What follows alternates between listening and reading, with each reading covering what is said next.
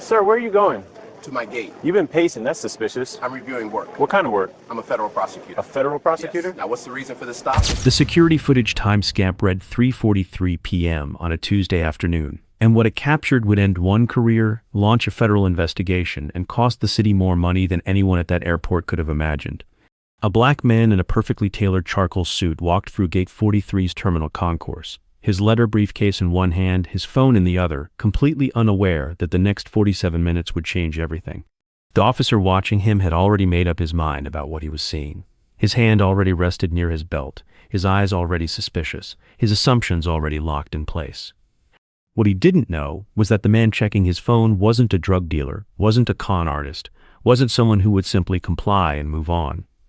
He was Harry George, Senior Assistant U.S. Attorney with the Department of Justice, and he had spent the last decade prosecuting officers just like this one for violating people's civil rights. Before we continue, where are you watching from? If this is your first time here, please hit that subscribe button. Stories about accountability need to be told, and your subscription helps us keep bringing them to light.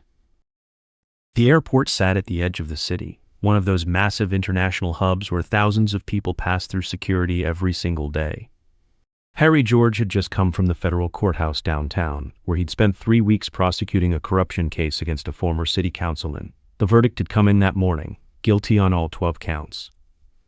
He'd given a brief press conference, answered questions from reporters about justice and equal application of the law, then headed straight to the airport.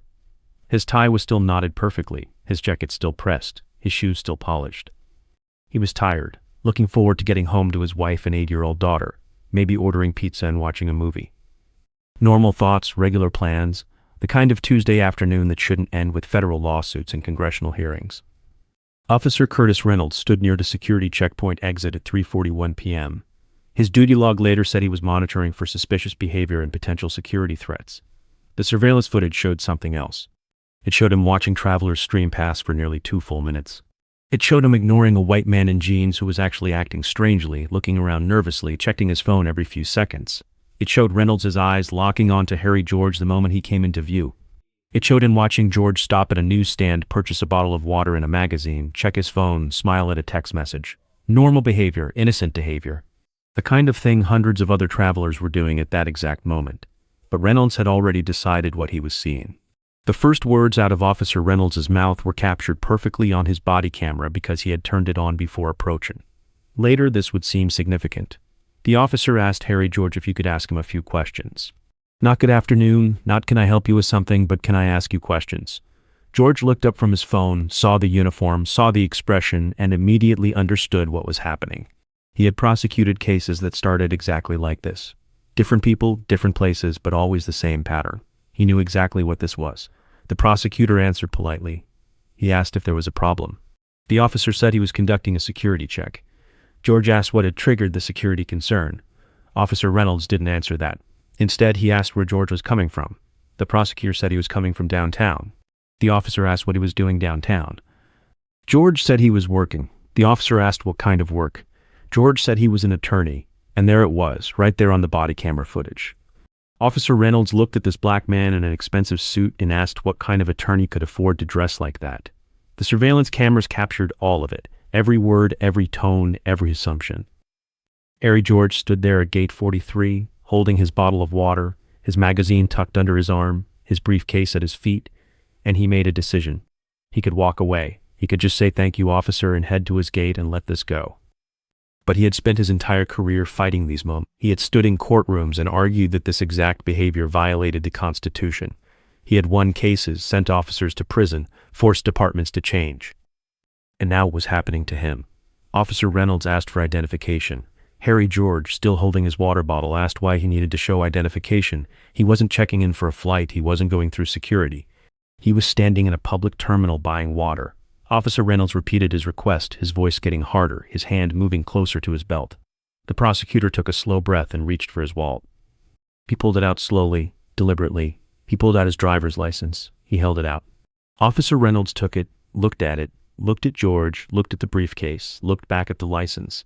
This moment, this exact split second, would later become a key point in the federal lawsuit, the way the officer's eyes moved. The way his expression showed he had already decided this man was guilty of something, and he just needed to figure out what. The officer asked what was in the briefcase. George said legal documents. The officer asked what kind of legal documents. George said work materials. The officer said he needed to inspect the briefcase. And there it was. Not a request, a demand. George asked under what legal authority. Officer Reynolds said airport security regulations. George, who had literally written briefs on airport security law, said that wasn't accurate. The Fourth Amendment still applied in airports. The officer said George was being uncooperative. Now, here's the thing about what Officer Reynolds was doing. Nothing he was saying was technically impossible for him to say. That's what made it so insidious. He wasn't screaming slurs. He wasn't physically attacking anyone. He wasn't even raising his voice much. But every single person who would later watch that surveillance footage and body camera video could see exactly what was happening. The targeting, the assumptions, the refusal to take a black professional at his word, the need to verify and verify and verify again something he would have accepted immediately from someone else. Harry George provided his driver's license. Officer Reynolds walked away with it. He stood about 20 feet away, making a phone call for 8 full minutes. 8 minutes, while the prosecutor stood there in the middle of a busy terminal, travelers staring, some starting to record on their phones. 8 minutes while George waited, knowing exactly what was happening, documenting it in his mind the way he documented evidence in his cases. Do you think the officer would have done this to a white businessman in a suit? Drop your thoughts below. When Officer Reynolds finally came back, he didn't apologize. He didn't acknowledge that the license had checked out fine. Instead, he demanded to see what was inside the briefcase. George said that was an illegal search. The officer said he had reasonable suspicion. George asked him to articulate what reasonable suspicion he had. Officer Reynolds couldn't answer that. He just repeated that George needed to open the briefcase or he would call for backup. That's when Harry George made his second decision of the day. He said no. Officer Reynolds' posture changed immediately. His hand moved to his radio. He called for backup. He said he had an uncooperative individual refusing security screening at gate 43. Harry George, standing there listening to this completely false description of what was happening, calmly corrected the record. He stated for the body camera that he had already passed through security screening. He stated that he was being racially profiled. He stated that he had provided his identification. He stated that the officer had no legal authority to search his belongings without probable cause. Officer Reynolds asked if George was accusing him of racism. George said he was stating facts. The officer had walked past 6 white travelers exhibiting far more suspicious behavior to stop him. The officer had demanded identification without cause. The officer was now demanding an illegal search. These were facts, not accusations. The backup arrived 4 minutes later. 2 more officers, both approaching with their hands near their belts, both looking at Harry George like he was the problem. The prosecutor did something strategic then. He announced clearly that he was recording this encounter on his phone. He held up his phone so all 3 officers and all the surveillance cameras could see it. He stated his name, his position with the Department of Justice, the date, the time, the location, and the gate number. He narrated what had happened so far. He did this all in the same calm, clear voice he used when presenting evidence to federal judges. The 2 backup officers looked at each other. One of them looked at Officer Reynolds. You could see it on the footage. Something wasn't adding up for them. One of them asked what the problem was. Reynolds started to explain, but George interrupted. He explained that he had stopped to purchase water, had been approached without cause, had been questioned about his profession and his clothing, had provided identification, had been detained while the officer ran checks that came back clear, and was now being threatened with illegal search or arrest. He said all of this in one smooth statement, like he was summarizing a case for a jury, because that's exactly what he was doing. One of the backup officers asked Reynolds if he had run the ID. Reynolds said yes. The officer asked if it came back clean. Reynolds hesitated, then said yes. The backup officer asked if there was any outstanding warrant or flag. Reynolds said no. The backup officer looked tired. He looked at Harry George and asked what he wanted. George said he wanted to leave, but first he wanted Officer Reynolds' name, badge number, and employee ID number. He wanted the same information from both backup officers, and he wanted confirmation that all surveillance footage and body camera footage would be preserved. Officer Reynolds tried to argue. He said George was making a scene. The prosecutor looked at him and said something that would later be played in federal court. He said, "I'm not making a scene, officer. You made the scene when you decided to profile me. I'm just making sure there's accountability for it." The backup officers provided their information. Officer Reynolds had no choice but to do the same. Harry George took notes on his phone. He thanked them, picked up his briefcase, and walked toward his gate. The entire encounter had lasted 47 minutes. 47 minutes for a routine walk through an airport terminal. The surveillance footage ended with the 3 officers standing there, Reynolds arguing with the other 2. though the audio wasn't clear enough to make out the words. The federal lawsuit was filed 3 weeks later. Harry George v. Curtis Reynolds, the city, the airport authority, and the Transportation Security Administration. The filing was 52 pages long. It detailed every second of that terminal encounter. It included screenshots from surveillance footage and body camera video. It outlined a clear pattern of racial profiling and civil rights violations. It demanded $12 million in damages. The city's initial response was to defend Officer Reynolds. Their statement said he had been conducting legitimate security monitoring and that George had been uncooperative. This was a catastrophic mistake, because Harry George wasn't just any plaintiff. He was a federal prosecutor who specialized in civil rights cases. He understood the legal system better than the lawyers the city would hire. And he had something most plaintiffs didn't have: complete institutional credibility. He was a sitting Department of Justice attorney. He had top-secret security clearance. He had testified before Congress. He had prosecuted organized crime figures and corrupt politicians. He was literally the worst possible person for this to have happened to from the city's perspective. The surveillance footage and body camera video were released to the media as part of the public court filings. They went viral within 24 hours, millions of views. Every major news network played them. Legal experts analyzed every frame. Civil rights organizations rallied. Members of Congress demanded hearings. The Attorney General's office released a statement. The airport faced potential loss of federal funding. Everyone had something to say, but the footage spoke for itself. You didn't need legal expertise to watch it and understand what had happened. Officer Reynolds was placed on administrative leave pending an internal investigation. The investigation took 6 weeks. During those 6 weeks, more details emerged, like the fact that Reynolds had 12 prior complaints for discriminatory conduct, all dismissed or quietly settled. Like the fact that he had specifically requested assignment to terminals with high volumes of black and brown travelers. Like the fact that he had been watching George for 2 full minutes before approaching. Like the fact that he had bypassed multiple white travelers who were actually behaving oddly. Like the fact that his incident report didn't mention the encounter at all until after George had filed his complaint.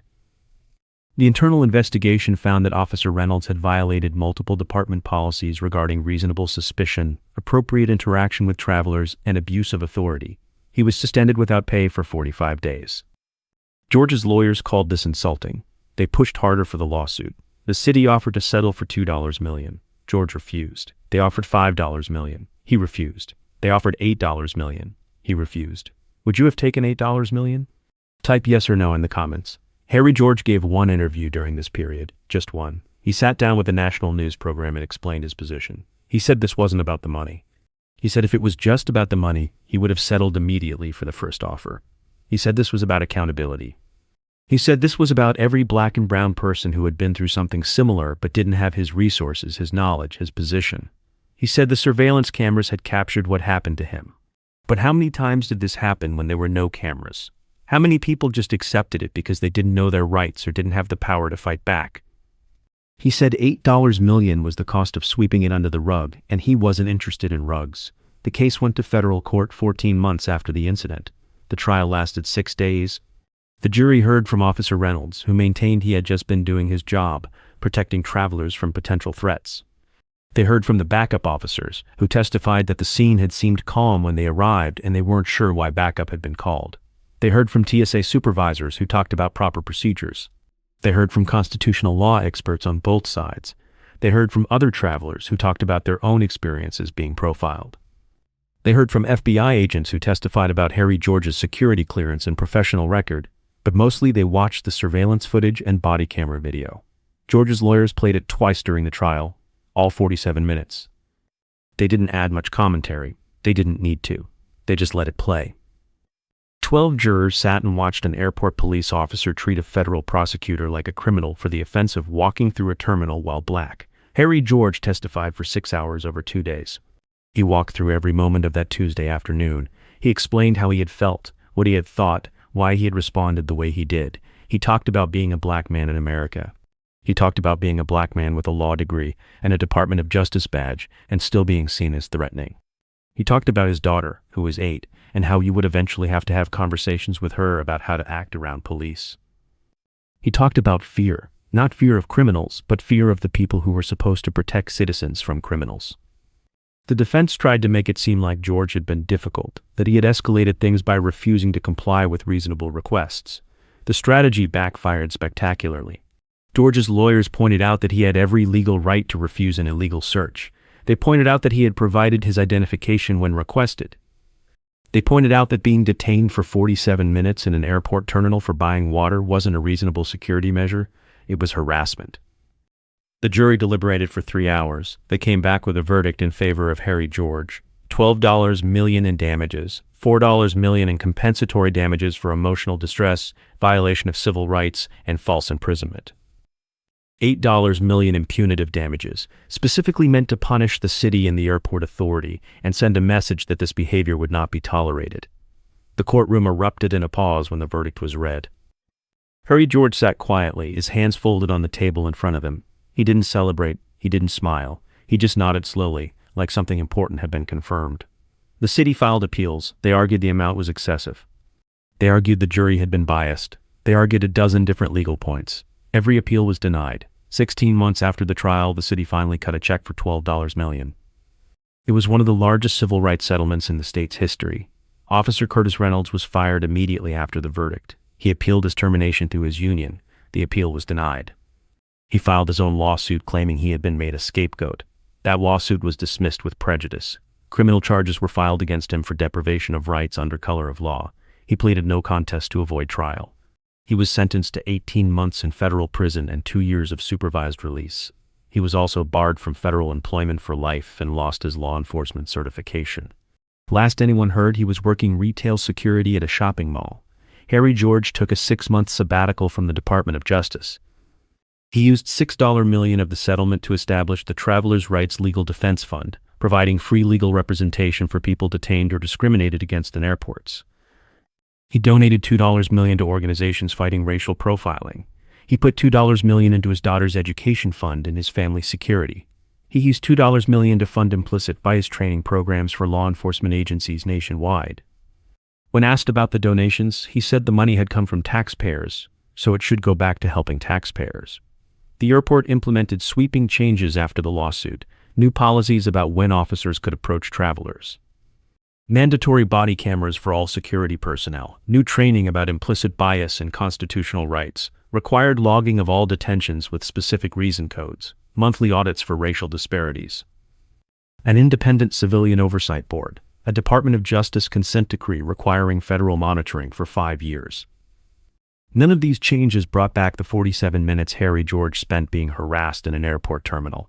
None of them erased the experience, but they were something. Gate 43 became something of a landmark after the incident. People would walk past and point it out, the newsstand especially. The airport eventually installed a small plaque near the security checkpoint, not about the incident specifically, but about travelers' constitutional rights. It was a small gesture, but it meant something. Harry George returned to the Department of Justice after his sabbatical. He continued prosecuting cases, but he shifted his focus specifically to civil rights violations. He never flew through that airport again, though. Whether that was intentional or just coincidence, no one knew. He continued giving speeches about justice and accountability. Now he had a new story to tell, a personal one.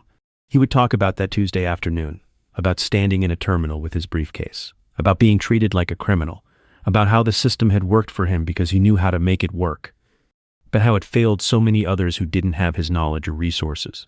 The surveillance footage is still online. You can still watch it. 47 minutes of footage that cost a city $12 million, cost one officer his freedom and career, and proved that a badge doesn't put you above the Constitution. 47 minutes that showed exactly what systemic racism looks like, not burning crosses or shouted slurs, but assumptions and suspicions and the automatic belief that a black man in a nice suit must be doing something wrong. People ask sometimes if Harry George thinks $12 million was too much. He always gives the same answer. How much is dignity worth? How much is it worth to walk through an airport without being harassed? How much is it worth to exist in public without being treated as suspicious simply because of your skin color? He says, if you can put a price on those things, then you can say whether $12 million was too much. Till then, he stands by the jury's decision. The incident happened on a Tuesday afternoon at 3:43 p.m. One man, one officer, one airport terminal, multiple cameras, one lawsuit, $12 million. A clear message sent not just to one police department but to the entire country. There are consequences for treating people as guilty until proven innocent based solely on the color of their skin. Harry George was heading home that day. It should have cost him nothing but the price of a bottle of water. Instead, it cost Officer Reynolds his career and freedom. It cost the city $12 million. And it reminded everyone watching that justice, when it works the way it's supposed to, doesn't care about convenience or protecting reputations. It cares about what's right. Date 43 still operates. Thousands of travelers still pass through every day. The newsstand still sells water and magazines. The security officers still monitor for threats. But everyone who works there now knows the story. Everyone knows what happened. And maybe, just maybe, that awareness means it's less likely to happen again. Not impossible, just less likely. And sometimes in the slow work of change, less likely is the best you can hope for. That surveillance footage, those 47 minutes, they matter. They matter because they showed the truth. They matter because they led to accountability. They matter because they gave a voice to an experience that happens every day to people who don't have the platform to fight back. Harry George had that platform. He had the knowledge, the resources, the credibility, and he used all of it, not just for himself, but for everyone who had been in his position and had no way to fight back. $12 million. The number became a headline, a talking point, a symbol. But behind that number was a simple truth. A person should be able to walk through an airport without being treated like a criminal. That's not asking for special treatment. That's asking for basic human dignity. And on that Tuesday afternoon at 3:43 p.m., that dignity was violated. The lawsuit was about making that violation count for something, about making it expensive, about making it impossible to ignore. The case files are public record. Anyone can read them. All 52 pages of the initial filing, all the depositions and motions and appeals, all the transcripts from the 6-day trial, all of it is there, documented and preserved. A complete record of what happens when someone has the courage to stand up and say, no, this isn't okay, this won't stand. There will be consequences. Harry George is still a federal prosecutor. Officer Curtis Reynolds is not a police officer anymore. The city is $12 million poor. The surveillance footage has been viewed millions of times. And Gate 43 at that airport terminal keeps operating, keeps serving travelers, keeps being a place where something important happened, where a line was drawn, where accountability won. That's the story. A Tuesday afternoon, an airport terminal, a federal prosecutor, a cop who made the wrong assumption, multiple cameras, and $12 million that said some things cost more than money can measure. But money is the language the system understands. So $12 million it is. If this story opened your eyes to something, hit that subscribe button and share it. These stories need to be told. Thanks for watching.